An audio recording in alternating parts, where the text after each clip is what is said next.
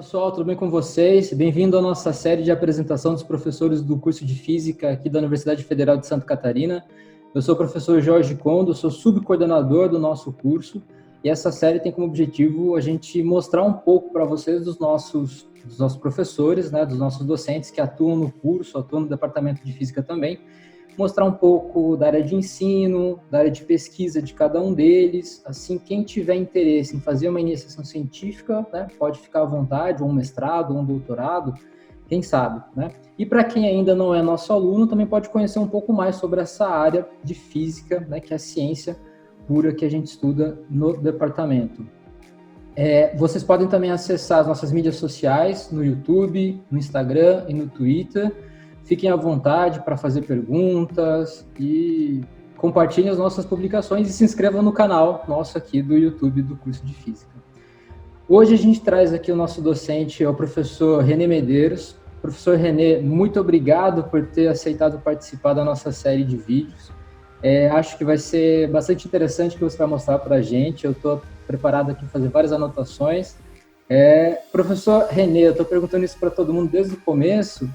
Quem é você dentro da Universidade Federal de Santa Catarina? Olá, pessoal, tudo bem? Bom dia, boa tarde, boa noite, né?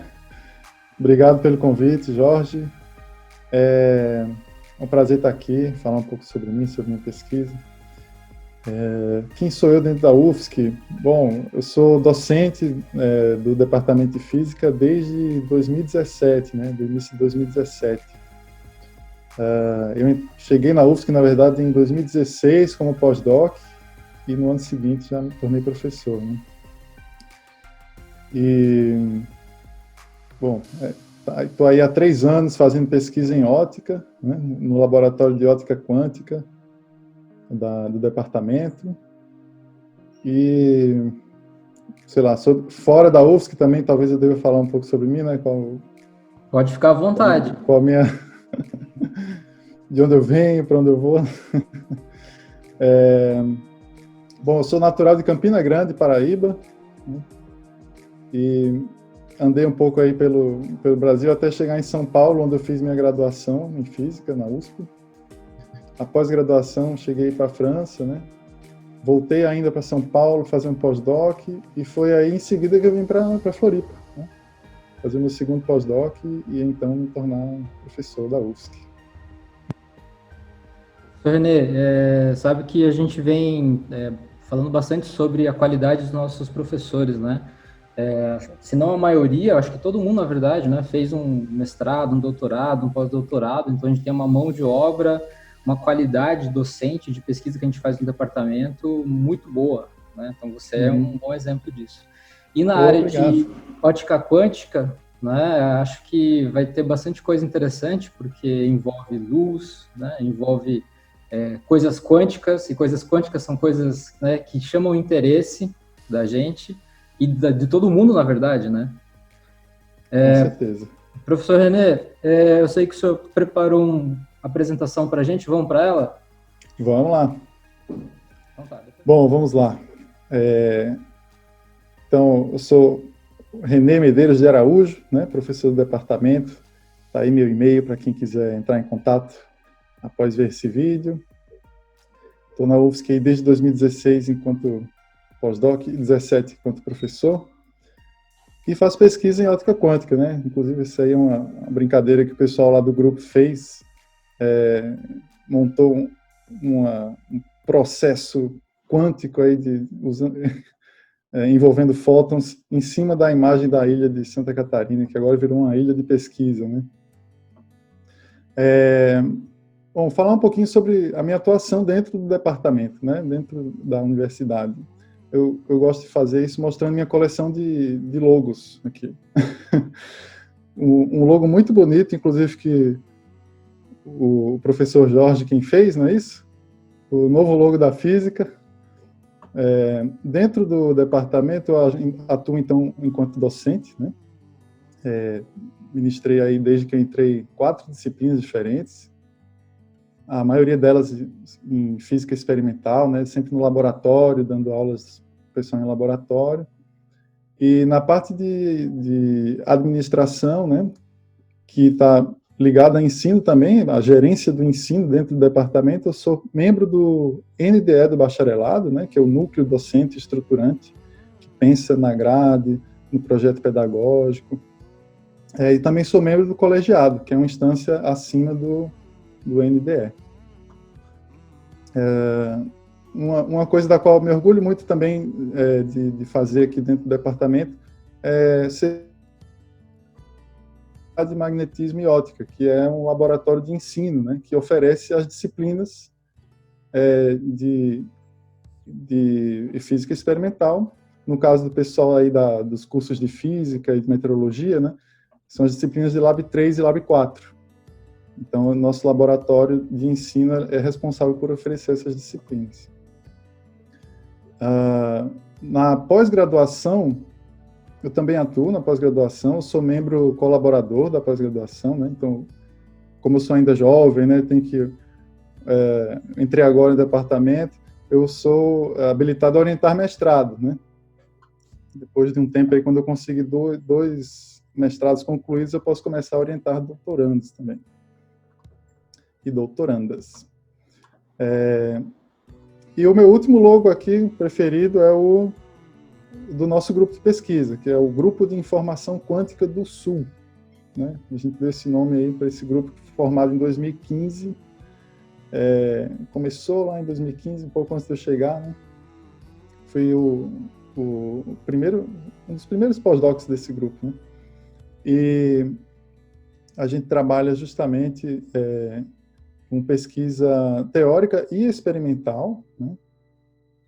Eu trabalho especificamente na pesquisa básica e experimental, desenvolvida pelo grupo, dentro do Laboratório de Ótica Quântica, que é um setor dentro desse grupo. René, você também pega aluno de iniciação científica, né? Claro, aluno de iniciação científica, bem lembrado. Adoro meus alunos de iniciação científica. Eu só fiquei triste que o logo que você não gosta, que você gosta mais é o de baixo e não o primeiro de cima. Isso. Eu não disse que eu prefiro o de baixo, não. É o meu último logo da lista de preferidos. Mas não tem ordem de prioridade. Vamos lá. Então, aqui é uma foto pré-pandemia, né? Estamos aqui em junho de 2020 gravando esse vídeo. Essa foto deve ser de 2018, 2019. Então, o tamanho do grupo é mais ou menos esse aqui, com outras pessoas agora, né? Saíram algumas, entraram outras, mas temos aí 6 professores que fazem parte do grupo, alguns colaboradores internacionais, como vocês podem ver aqui, tem gente de Alagoas, de Niterói, de Rio de Janeiro, São Paulo, gente também de outros países, né? Na Áustria, Chile, África do Sul, gente com quem a gente interage em conferências, né, produzindo artigos, trabalhos em conjunto. Então, nós temos aí uma dezena, um pouco mais, né, de alunos de pós-graduação e de iniciação científica. Então, eu gostaria de começar assim, falando um pouco da pesquisa, né, um pouco do que é a física quântica, né, já que eu trabalho com ótica quântica, vamos falar de física quântica. E muitas vezes o pessoal fala de física quântica dizendo que é a ciência do pequeno, né? A física do subatômico, do atômico, do molecular, né? E às vezes isso afasta um pouco as pessoas porque dá a impressão que é algo ao qual a gente não tem acesso, né?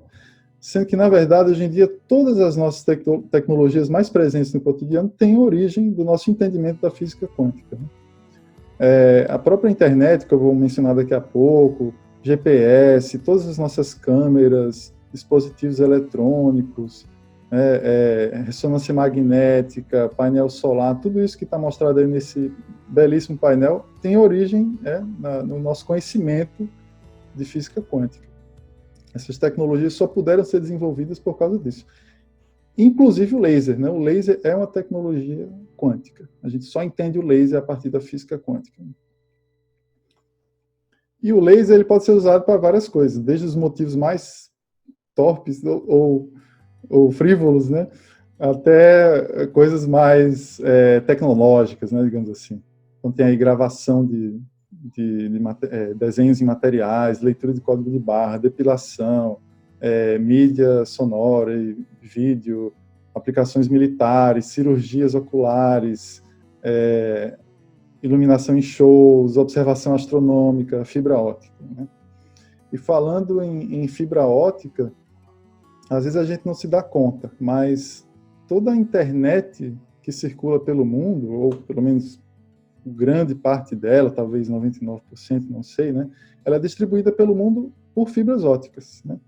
A luz é ela que carrega a informação de zeros e uns entre um país e outro, entre um continente e outro, por exemplo, aqui na costa brasileira, você vê que tem uma espécie de hub de cabos de fibra óptica que vão ser distribuídas aqui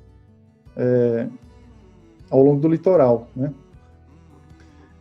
Então, a internet hoje ela é distribuída no mundo através da luz, né? É uma luz que fica piscando dentro da fibra, né? Como se fosse uma espécie de código Morse.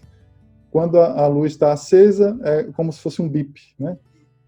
E essa sequência de piscares da luz dentro da fibra, ao chegar no destino, é que vai trazer a informação dos dados, né? Tudo é compactado nisso, né? Imagens, vídeos, textos, tudo. Então a internet é digital hoje, né? Em grande parte, pelo menos na sua distribuição no mundo, né? Ao redor do mundo. Ela pode também, ao chegar na sua casa, por exemplo, ficar analógica pela distribuição pelas ondas eletromagnéticas que estão aí dentro da sua casa, né? Essa parte é analógica, mas sempre tem a conversão analógico-digital dentro desse processo. Então, analógico, eu trouxe aqui um exemplo para ilustrar, é o nosso antigo LP, nosso disco de vinil, né? Isso aqui é uma imagem ampliada de uma agulha lendo o formato das ondas sonoras que vão ser reproduzidas pelo alto-falante, né?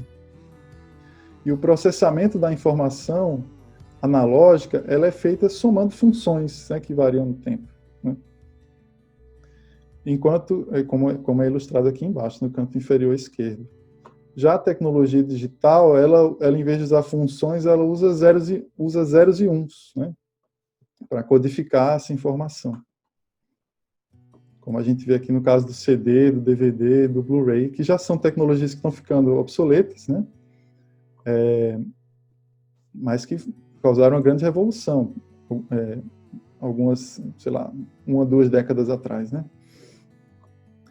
E, curiosamente, o CD, DVD, Blu-ray são também lidos por laser, né? Você envia uma luz lá no leitor desses dispositivos, tem um pequeno laser que vai perceber se tem um buraquinho ou não aqui, que ele vai entender como 0 ou 1, né? Então, a gente tem aqui um processamento binário da informação. Que é a tecnologia da nossa época, né, René?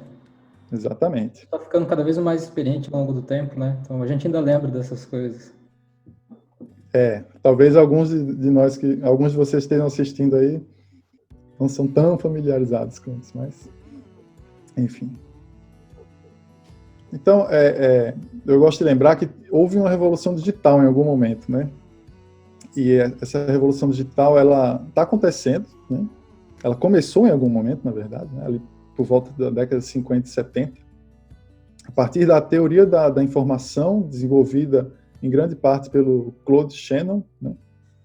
Que escreveu esse artigo chamado A Teoria Matemática da Comunicação. Tem essa famosa fórmula dele aqui, da entropia das mensagens. Isso foi muito usado na época das guerras, né? Que o pessoal mandava mensagem encriptada, e eles estudavam a entropia das mensagens. Ele desenvolveu toda uma teoria da informação em cima disso, né? E essa teoria da informação ajudou justamente na revolução digital, que está em curso ainda hoje, né? E um aspecto interessante dessa revolução digital é que ela facilitou a cópia de informações, né? Hoje em dia você copia com exatidão uma foto, um PDF, né? um arquivo de música. E antigamente você tirava fotocópia, né? E aí você ia perdendo a qualidade, né? Ao copiar vinis também você poderia correr esse risco de perder qualidade, né? Mas como o digital é em 0 e 1, fica fácil reproduzir a informação do que é 0 e 1. É uma medida discreta, né? Inclusive o nome digital vem daí. Digital significa dedo, né? Então os dedos que eram muito usados para contar de maneira discreta, né, descontínua, hoje carregam deram nome a essa revolução que a gente vive hoje. Então, quando a gente fala de 0 e 1, falamos de bits, né? O bit é um sistema físico, né, que pode assumir 2 estados. E um estado a gente chama de 0, o outro de 1. Como, por exemplo, buraco não buraco, ali no CD, né? Ou luz acesa ou apagada dentro da fibra óptica, né? E esses bits carregam informação e eles são sistemas clássicos, facilmente distinguíveis, né? E você pode observá-los sem perturbá-los. Bit significa binary digit, né? Um dígito binário, que só pode ser 0 ou 1. E aqui eu vou trazer para vocês um novo conceito, que é de qubit. É um bit quântico, né? Vem de quantum bit. E um bit quântico, ele aparece porque agora, quando a gente vai diminuindo a escala dos nossos componentes eletrônicos, a gente precisa prestar atenção no que são esses portadores, né? São átomos, são moléculas, são pequenos pedaços de semicondutores, e esses sistemas, quando vão ficando pequenos, começam a apresentar características quânticas. Então, são sistemas quânticos, como átomos, elétrons e fótons, que podem carregar informação de uma forma diferente agora. Eles não são necessariamente 0 e 1, apagado, desligado, direita ou esquerda. Eles podem aparecer como superposição de 0 e 1. Né? Eles podem estar ao mesmo tempo no estado 0 e no estado 1. A gente chama esse princípio da superposição dos sistemas quânticos, né? Que no caso aqui são binários, quando a gente fala de qubit. E uma outra característica desses qubits é que eles são perturbados quando são observados, né? Você não vai olhar para um qubit e dizer, ele está em superposição de 0 e 1. Não, quando você olha para ele uma vez apenas, você vê ou 0 ou 1. E você precisa olhar para ele várias vezes, de inúmeros ângulos, para perceber qual era o estado inicial dele. Então tem essa é uma coisa que é intrínseca dos sistemas quânticos e que a gente precisa trabalhar com isso. Então, os fótons são um exemplo de sistema quântico que podem carregar informação no formato de qubit, né? O fóton pode ser um qubit. E um jeito mais fácil de pensar no fóton como um qubit é através da sua polarização, né? Aqui eu vou mostrar um esquema experimental para ilustrar como é que o fóton pode carregar essa informação e por que ele é um qubit. Tem um cristal chamado calcita que ele separa a luz que entra nele pela polarização da luz, né? Polarização, né, para quem não sabe, é o sentido de vibração do campo elétrico da luz, né? O campo elétrico pode se propagar para frente, né, mas ele pode oscilar para cima e para baixo ou para um lado e para o outro, causando polarização vertical ou horizontal, né? E a calcita é um cristal que, se você manda luz com mais de uma polarização, esse cristal vai conseguir separar a direção de propagação dessas duas polarizações, né? Então, por exemplo, eu tenho aqui fótons horizontalmente polarizados, interagindo com o cristal de calcita e passando reto. É um cristal birrefringente, que a gente chama, né? O fóton vai passar reto, se tiver polarização horizontal, e vai cair num detector que a gente etiqueta com um H, que significa horizontal. Agora, se o fóton interagir com esse mesmo cristal e ele tiver antes do cristal com polarização vertical, ele vai continuar após o cristal com polarização vertical, só que agora deslocado em sua direção de propagação para baixo, atingindo um outro detector que é o etiquetado com um Vzinho de vertical, né?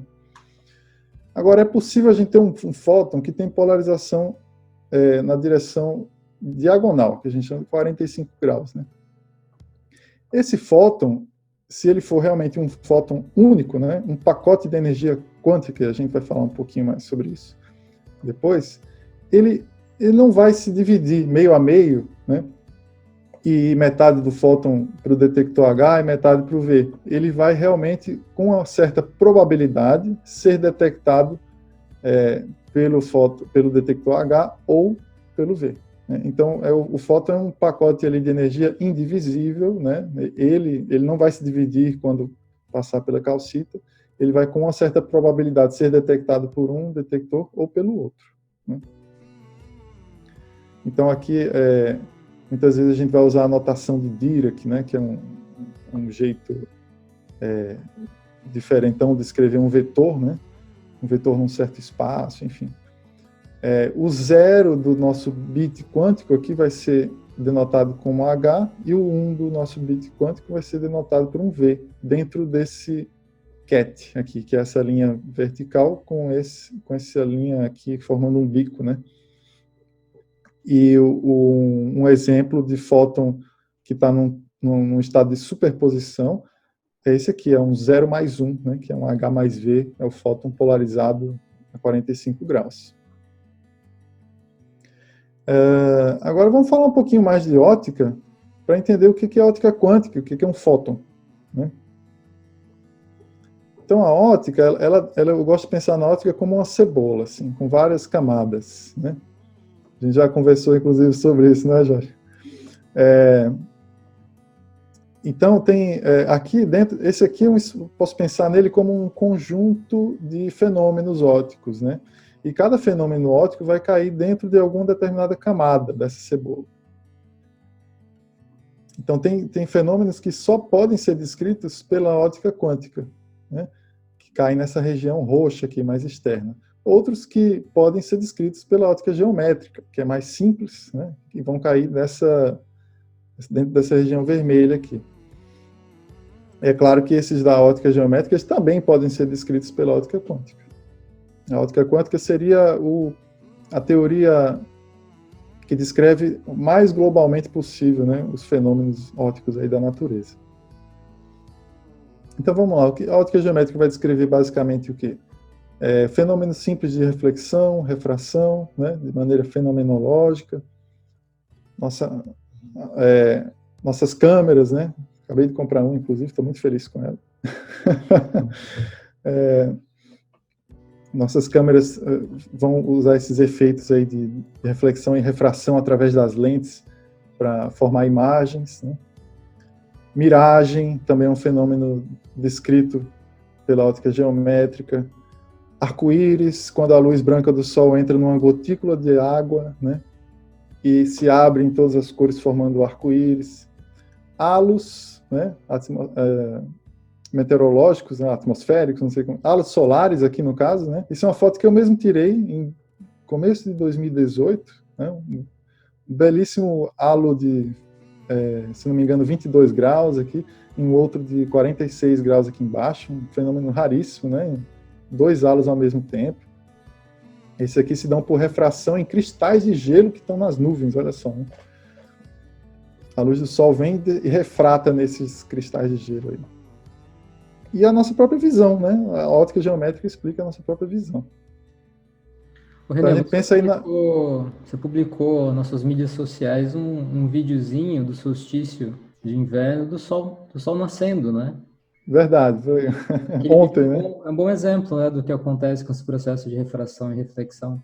Depois a gente coloca o link para suas mídias sociais aqui embaixo, para o pessoal acessar. Boa, vamos lá, vamos fazer isso. Então aqui a gente está pensando na luz como um raio, né? Sempre que a gente pensa na luz como uma setinha que se propaga, é óptica geométrica. Já quando a gente passa a pensar na luz como um campo, né? Uma distribuição de intensidade luminosa ali no espaço, né? Campo elétrico e magnético, ou seja, como uma onda se propagando, né? A gente começa a observar a entender outros fenômenos, né? Como os fenômenos de interferência e de difração. Essas duas imagens aqui ilustram bem facilmente, né, o que é um fenômeno de interferência. Isso aqui, ó, é uma película de sabão, né? Não sei se tem um nome correto para isso, mas isso aqui é antes de você fazer aquela bolha de sabão, né? E você vê que aparecem umas cores aqui. Né? Essas cores são resultados de interferência entre feixes de luz que refletem na parte dianteira ou na parte traseira da película, né? Essas cores surgem de um fenômeno de interferência. Já a foto aqui do lado de um CD mostra o resultado da difração da luz ambiente nessa superfície, né? Abrindo a luz branca em várias cores, que a gente enxerga a olho nu facilmente, né? Tudo isso é resultado de difração e interferência, fenômenos que a gente só consegue entender pensando na luz como uma onda, né? Um campo escalar, falando mais tecnicamente. Na próxima casca da cebola, a gente já entra aí com equações de Maxwell, né, que consideram o campo eletromagnético, tanto o campo elétrico quanto o magnético, vetores, né? São vetores, são campos vetoriais que se espalham pelo espaço, né, que se propagam. Então, fenômenos de polarização, por exemplo, a gente só entende usando a ótica eletromagnética, né, que é essa descrita pelas equações de Maxwell. A própria calcita, que eu já mencionei, né, é um fenômeno que a gente só entende, né, a separação das polarizações, a gente só entende se souber que a luz tem polarização, ou seja, ela tem aspecto vetorial, né. E um outro exemplo que eu acho fascinante também é a mudança de cor da luz, quando passa por um tipo de cristal que a gente chama de cristal não linear, né. Esses cristais são capazes de fazer a luz mudar de cor, sob determinadas condições. Então, você vê aqui luz vermelha se transformando em luz azul. Eu não sei se é o contrário aqui, enfim, difícil dizer. Não conheço a direção de propagação, o sentido de propagação dessa foto, né? Mas é possível mudar a cor da luz usando determinados tipos de cristais. E por fim a gente chega na ótica quântica, né? A ótica quântica, ela nos revela que a luz, ela, além de características ondulatórias, ela pode apresentar características de partícula, né? A gente não consegue dividir a luz em intensidades arbitrariamente pequenas. Vai chegar uma hora que tem um valor mínimo de intensidade da luz, que vai se chamar de fóton.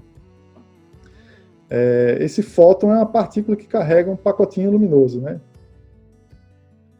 E a gente não pode pegar, por exemplo, um fóton vermelho e transformar em 2 fótons vermelhos, né? Sem criar energia.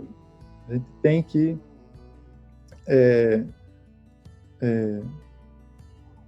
a energia tem que vir de algum lugar. O que você pode fazer, por exemplo, é pegar um fóton azul, que é mais energético, e transformar em 2 fótons vermelhos, que são menos energéticos individualmente. E a mecânica quântica aplicada à ótica, ela também explica, por exemplo, ela também nos revela, na verdade, e isso a gente encontra corroboração, confirmação experimental disso, né, que aquelas ondas luminosas, senoidais, né, que a gente estuda, e que inclusive saem dos lasers, né, elas não são senoides perfeitas, limpinhas, elas têm um ruído, como mostra essa figura aí, né? E esse ruído vem justamente da granularidade do fóton, né? O aspecto granular da luz, que a gente entende como pela presença de vários fótons, né, é que gera esse aspecto ruidoso das senoides que são emitidas pelos lasers, por exemplo, né? Quanto maior a intensidade do laser, menos visível fica esse ruído, mas ele está lá, ele é detectável, né, nos nossos laboratórios, mundo afora, e isso é um resultado da nossa compreensão da teoria quântica aplicada à luz, e é um negócio intrínseco da luz, ela é ruidosa, né? A ótica quântica também explica como surgem os lasers de diodo, que a gente usa tanto por aí. Lasers como esse, por exemplo, vão ler os drivers de CD, né? Vão ler o CD, o DVD, o Blu-ray. Também são os lasers que estão nas canetas a laser, geralmente, né? Os apontadores laser. E essa aqui é uma foto que vai ficar mais clara depois do que é, mas é um fenômeno que a gente usa para produzir fótons em laboratório, inclusive aqui na UFSC, né? Então vamos lá, eu tenho um vídeo aqui, espero que funcione. Então, esse vídeo, ó, tá vendo esse pontinho branco aqui? Esse pontinho branco é onde está um cristal não linear, como eu já mencionei aqui, um cristal não linear. Se você joga um certo tipo de luz nele, ele vai produzir um cone. Esse cone, ele corresponde a diversos pares de fótons que se distribuem em torno na beira desse cone, né? Um fóton aqui vai ser gêmeo com esse fóton aqui desse outro lado, por exemplo. Esse é um processo que se chama conversão paramétrica descendente, né? Você pode jogar um laser azul, por exemplo, ou violeta, num cristal não linear, e esse cristal ele vai ter, devido à interação da luz que bombeia esse cristal e o próprio cristal, a energia do fóton azul vai se dividir em duas partes, gerando dois fótons vermelhos, por exemplo, né? Conservando a energia e conservando o momento linear, né? É um fenômeno que conserva essas duas grandezas. E a geração do cone, que a gente viu nesse vídeo aqui, vem do fato de que essa geração de pares ela pode acontecer em vários ângulos, né? Esse fenômeno aí, esse processo é o que a gente usa no nosso laboratório para produzir fótons. O que a gente tem? A gente tem laser, né? Que tem muitos fótons. A gente quer produzir fótons únicos. Para isso, a gente manda um laser super forte dentro desse cristal. E às vezes, por ser um processo muito pouco provável de acontecer, só às vezes um fóton azul desse laser vai se transformar em dois vermelhos, né? E a gente consegue isolar um fóton de cada lado. E a gente chama ele de fótons gêmeos, porque eles são produzidos, eles nascem no mesmo momento, né, dentro do cristal. Tem essa poesia por trás aí também. O René, esse vídeo aí que você mostrou é um vídeo gravado aqui no laboratório? No teu laboratório? Infelizmente não, infelizmente não. Você sabe me explicar o que eu estou vendo aí? Assim, esse anel vermelho, né, que faz parte desse cone aí de luz. Uhum. Cone de luz, bom, tem que tomar cuidado para não confundir cone de luz. É um cone de luz, né? Só não é o mesmo cone de luz da relatividade, né? Mas ele está sendo... É um anteparo que está na frente dele, ele está batendo? Assim, você consegue ver isso mesmo? Consegue, a olho nu. Legal. Consegue. A gente consegue... No nosso experimento, a gente não consegue ver o cone assim, tão bonitinho. A gente nunca fez essa imagem, né? Precisa de uma câmera e tal, né? Para fazer essa imagem. Mas a luz é fraquinha e você pode colocar o olho bem na frente, né? E você vê, num determinado momento, quando seu olho passa pelo cone, você vê piscando vermelho, às vezes meio verde, assim, né? Como você pode ver aqui. Então, a gente vê isso em laboratório. Essa imagem não foi feita no nosso, mas é possível fazer. Então, essa é a nossa técnica principal no laboratório para estudar a ótica quântica, né? A gente acaba diversificando um pouco o nosso leque de pesquisa e vai para ótica clássica também, né? Ótica não linear, que é essa ótica dos cristais que possibilitam essa conversão de cores, né? Nós trabalhamos também no laboratório com cavidades ópticas, que é mais especificamente o projeto que eu estou mais engajado no momento, né? E dentro do grupo nós temos também, fora do laboratório de ótica quântica, nós temos o grupo mais abrangente, que inclui teóricos, né, que é o grupo de informação quântica do Sul, que eu já mencionei, mostrei a foto e tal. Então esses são os professores que participam do grupo, né, incluindo nossa colaboradora do IFSC, a Paula Monteiro. Então temos aqui o Bruno Taquetani, Eduardo Duzioni, Eduardo Matei, que alguns de vocês devem conhecer, né. Então aulas na graduação, na pós-graduação. Tem o Paulo Henrique Souto Ribeiro, que é o mais experiente do grupo, né, que foi quem meio que juntou o pessoal para formar o grupo. Ele veio da UFRJ, né, em 2015, 2014, e fundou o grupo aqui na UFSC. E eu, né? Então, para falar rapidamente sobre cavidades ópticas, né, só mostrar um esqueminha aqui do nosso experimento, que é o meu xodó, né, digamos assim, o experimento que a gente montou. a ideia desse experimento é trabalhar com codificação de informação na luz, não pensando na polarização da luz, né, que é um grau de liberdade de 2 dimensões, né? H e V. É um espaço de 2 dimensões, né? O feixe de laser, quando você projeta ele na parede, você vê geralmente uma bolinha, né? Esse formato aqui gaussiano, como tem aqui embaixo, né? É uma função de 2 dimensões aí que tem um formato gaussiano. Só que lasers podem ter outros formatos também, como esses aqui da fileira de cima, que são chamados modos de propagação Hermite-gaussianos, e os da fileira aqui de baixo, que são os modos de propagação Laguerre-gaussianos, né?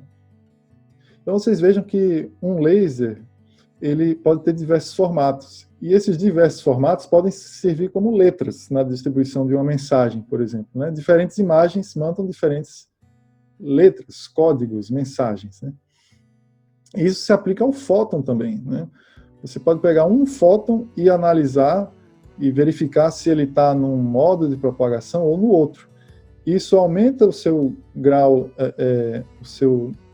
a sua dimensionalidade, né? E, em princípio, isso pode aumentar também a capacidade de transmissão de informação. Isso dificulta, por outro lado, né? Isso pode dificultar na detecção. A detecção desses modos é complicada, porque aí você vai começar a precisar não só de um detector que capta se o fóton está ali ou não, mas de um conjunto de detectores que captam a distribuição espacial desse fóton, né? Onde é que ele caiu exatamente, né? Então isso pode complicar a nível de detecção também. Então esse experimento a gente bolou para detectar o modo espacial, né? O formato do laser, e a gente usa nessa detecção uma cavidade óptica, né? Essa cavidade óptica é um negócio impressionante, porque ela é composta, esse pedaço aqui triangular, né?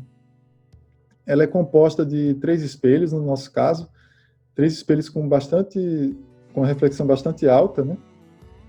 E o que acontece é que a luz ela pode entrar por um desses espelhos planos aqui, ela entra só um pouquinho por um dos espelhos planos e dá a volta na cavidade aqui, ela fica até ela sair por algum dos outros espelhos, devido ao alto grau de reflectância desses espelhos, né? Só um pouquinho de luz sai a cada vez que a luz bate nos espelhos. Só que se você regular com precisão o comprimento dessa cavidade, e a gente consegue fazer isso eletronicamente, mexendo num dos espelhos, você pode criar uma situação de interferência construtiva da luz com ela mesma, lá dentro da cavidade, fazendo com que boa parte dessa luz passe diretamente, né, e seja detectada aqui por um detector, apesar da reflectância desse espelho ser tão alta, né? Então, é um fenômeno de ressonância óptica dentro desse conjunto de espelhos, que faz com que a cavidade transmita luz através desses espelhos. E o interessante é que diferentes modos espaciais dentro dessa cavidade vão entrar em ressonância em diferentes comprimentos, né? Então, regulando o comprimento da cavidade, a gente consegue perceber a presença ou não de determinado modo. Então, a gente usa esse dispositivo aqui para fazer medidas de modos espaciais de propagação da luz. É um trabalho que está em andamento, já em fase de conclusão. O Gustavo Henrique dos Santos foi meu primeiro aluno de mestrado, né? Defendeu esse ano. O Jorge fez parte da banca, não é, Jorge? Viu o trabalho dele, ficou muito legal. E a gente está preparando o nosso primeiro artigo nesse assunto aqui. Bom, eu concluo com isso. Eu agradeço o convite mais uma vez, né? Eu mostro aqui umas fotos do nosso laboratório, pessoal iluminado lá, trabalhando, iluminado pelos lasers, né? É um laboratório bem colorido, digamos assim. Esse aqui é o link o endereço do nosso grupo, para quem quiser dar uma olhada lá, ver os nossos artigos publicados, ver quem compõe o grupo, quais são as diferentes áreas de pesquisa, né? E aqui eu preparei um QR Code, para quem quiser apontar a câmera do celular aí, pode ver uma lista das minhas publicações, né? O pessoal vai ver que eu gosto muito de cavidade, de modos e tal. Bom, é isso. Fica o convite para dar uma olhada nessas informações. E quem quiser brincar com a gente aí no laboratório, é só nos procurar que a gente... Trabalho não falta. Nunca, né? Trabalho nunca falta. Nunca. É. Esse link vai para a tua página, para uma página onde tem tuas publicações, é isso? Esse QR Code ele vai para o Google Scholar Citations, né? Tá. Citações do Google Acadêmico. Né? Tá. É hora, né? René, muito obrigado pela tua apresentação. Bastante informação interessante aí, né, associada a esses fenômenos quânticos e a própria natureza da luz, né? A própria natureza da luz é uma coisa muito interessante, né? Mesmo dentro de física, é o assunto que começa a fazer parte do dia a dia do aluno em Física 3, tanto em experimental como na parte teórica, é onde também o aluno tem um contato com a matemática um pouco mais avançada, né? Que é a própria polarização, que é uma informação vetorial, né, o campo vetorial, toda a matemática associada à descrição dessa entidade física que é o campo eletromagnético, que é a luz, né? E você mostrou que ela não é algo realmente tão simples como a gente vê mesmo na universidade durante uma graduação, né? Você precisa de um mestrado, um doutorado, um pós-doutorado, às vezes até mais, para poder compreender e mesmo assim entender e compreender, né, a existência do fóton e como ele se comporta, seus fenômenos quânticos ainda não é trivial. Com certeza. Eu lembro que quando eu estava na graduação, eu achava que o fóton era uma abstração teórica, sabe? E foi nessa época que eu estava na graduação, foi realmente a época que o pessoal começou a conseguir detectar com facilidade fótons, né? Já detecta-se fótons há muito tempo. Mesmo antes da minha graduação ali, quando eu comecei em 2003, já sabia-se, né, como detectar um fóton. É um detector que faz um clique eletrônico, né? Hoje em dia é corriqueiro nos laboratórios, né? É um negócio que existe mesmo, né? E que a teoria corrobora, né? A teoria explica as nossas observações experimentais, né? Eu acho que nessa área que existe, é real. Nessa área de ótica quântica, de física atômica também, né? Duas coisas que são fenomenais que a gente faz hoje em dia e algo que é comum é fazer o aprisionamento atômico de um único átomo, às vezes, né? De um único átomo preso numa cavidade ótica, igual essa que você mostrou aí, né? E poder estudar a interação entre ela. E também um único fóton, né? Detecção de um único fóton. São coisas fundamentais experimentalmente, né? Que levam a vários resultados que são muito importantes, tanto para a simulação quântica, computação quântica, informação quântica. Todas essas coisas quânticas, né, são fenomenais e com certeza é o futuro, né? O futuro de como a gente vai interagir com a tecnologia daqui para frente, né? Considerando que, na realidade, os nossos transistores aqui também, né, também funcionam através, né, de fenômenos quânticos. Então, quântico está em tudo é quântico. Então, tem que tomar cuidado que, né, tem pessoas por aí que utilizam essa palavra quântico para poder explicar coisas que não tem nada a ver com ciência. Né? É verdade.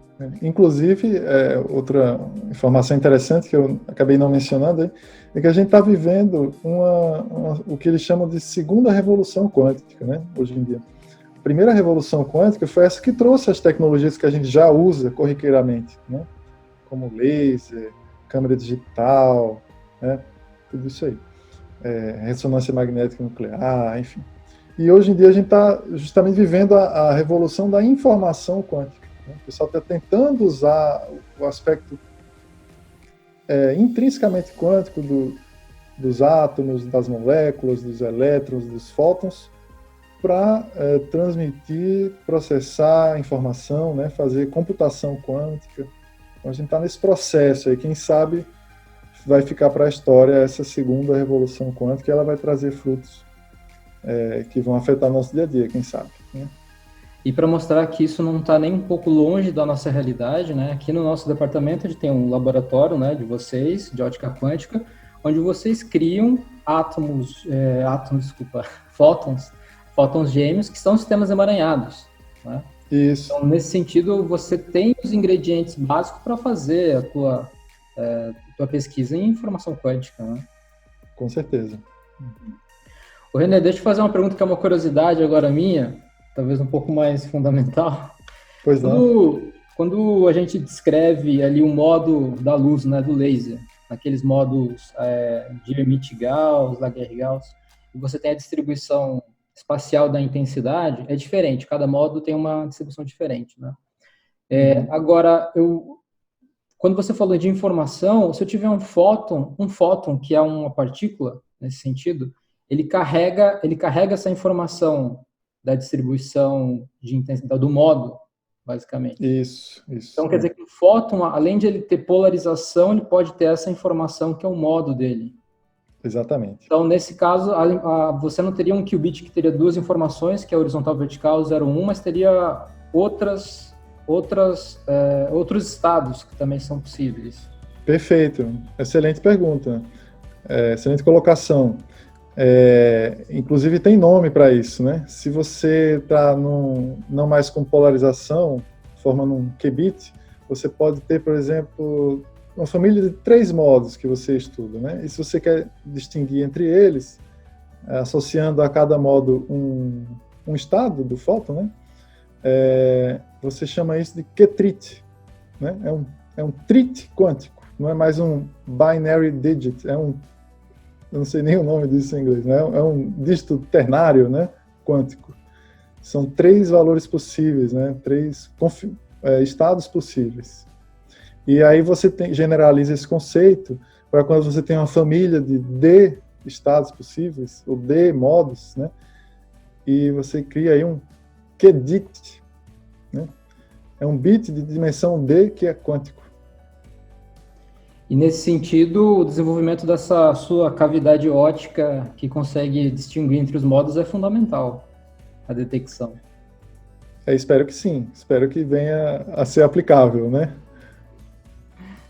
Professor René, muito obrigado pela tua participação, por ter dado um pouquinho de tempo para nós nessa série de apresentação.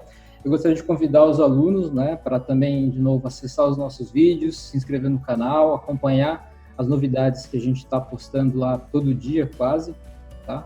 E, René, muito obrigado, espero que a gente possa, no futuro, fazer outro seminário desse com um assunto diferente. Tá joia? Obrigado. Opa, eu que agradeço e queria parabenizar vocês aí pela iniciativa, pelos novos áreas que vocês estão trazendo, né, para a coordenadoria da graduação, um aspecto mais digital, né? e essa proximidade com o aluno que é muito importante, né? Parabéns mesmo. Sou fã de vocês por causa disso. Obrigado, René. Até mais. Tchau. Valeu, tchau, gente.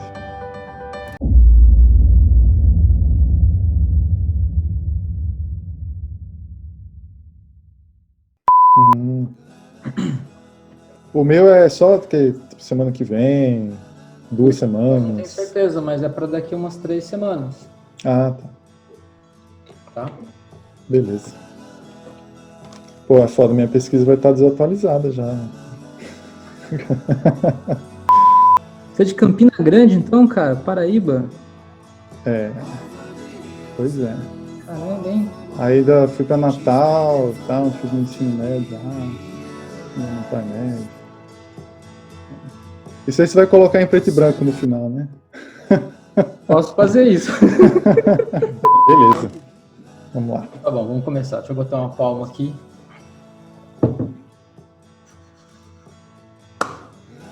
Olá, tudo bem? Não, tá tudo errado. Ai, caramba.